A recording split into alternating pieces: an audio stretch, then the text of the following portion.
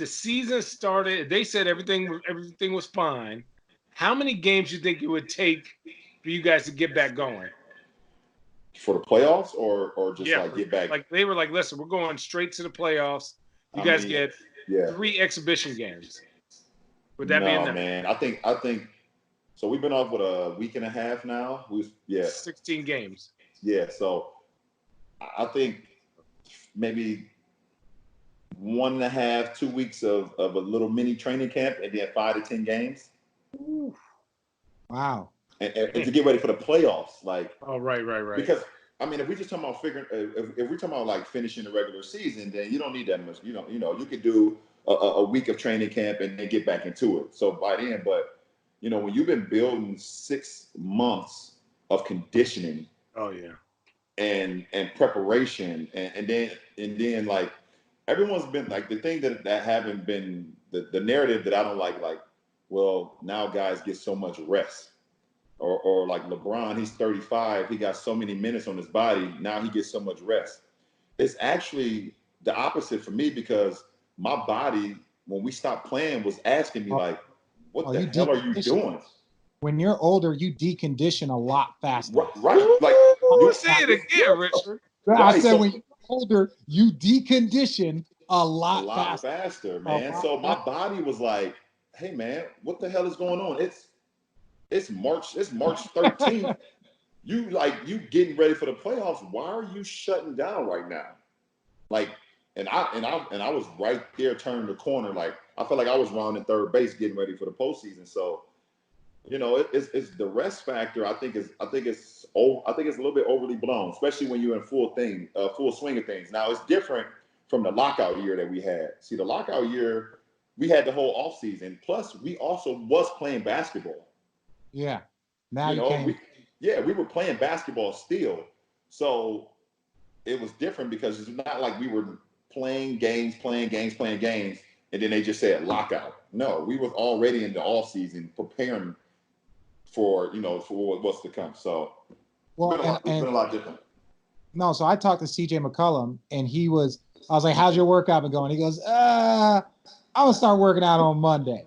Right. So that adds another layer to things of the guys and teams and players that keep themselves in the best shape. Not saying that CJ Cullum isn't, but like CJ Cullum is one of the bigger professionals in this league. There's going to be younger players, guys that aren't professional, that get out of shape over this time. No question about it. Ron, let me ask you, have they given you, because I think like from a world perspective, no one sees the light at the end of the tunnel of this. There's so much uncertainty until when we all will get back to normalcy. Have you guys been given any kind of, I don't want to say timeline, but as you guys are trying to train and get your minds to where they need to be, have you guys been given any kind of timeline? No, the only timeline that we've been given as far as training is that I will be allowed to work out with Mike, my personal trainer, Mike Mancias, again on Monday, which will be the 2 weeks away from everybody, quarantine basis they put us on after we were all tested. After we found out the Nets had 4 guys who tested positive. So you ain't gotta like name names. Dude. No, I didn't name any names. I said the Nets. I'm talking about because you're a beloved Net and your jersey should be hanging in the rafters doesn't mean that your guys are exempt from getting the positive. Yeah. So we don't know, like, but I just been training. I've been training 5 days a week, and just staying ready, like, just staying ready for, I guess what they always say is just staying ready when your number's called. Ooh, there's gonna be some chubby nubbies coming out there, though. No question. I got a home gym. There's gonna be some chubby nubbies. You're right, and a lot of basketball gyms are not open, so you can't get in there. Like, there are some, some people got some ties with some people that they allow you to get into the gym and things of that nature. But there's guys that can't get on the court right now, and there's guys that don't have gyms in their cribs. So all the Equinoxes, all the 24-hour fitness, all that shit is shut down right now. So guys better figure it out. One thing, guys, listen, if guys are really serious, you can get some shit done around the house. Everybody got stairs, for sure. Everybody can do push-ups, sit-ups. People can find ways to do some dips. People You're can gonna be on find them the ways. prison workouts. You're gonna see some big Some Debo. prison, yeah. You're gonna have a This bunch is of people no coming lie. back looking strong. Guy ran a marathon on his balcony, right? And it took him 7 hours. I saw that. That was amazing. It took him 7 hours. 7 hours, and you're like, he just ran the distance from back and forth. Right. And it was like, he didn't have a big balcony, but he's like, I ain't got nothing else to do. Let's see how long this. What else we got to do? So I'm working out one day. I work out in the morning, and then at night, like sometimes I just be sitting around. I'd be like, fuck, I'm gonna go get me another workout in. Like, so it's like I am Legend right now, man. How many hours does it take you to jog around your compound? Man, shut up. Man, shut up.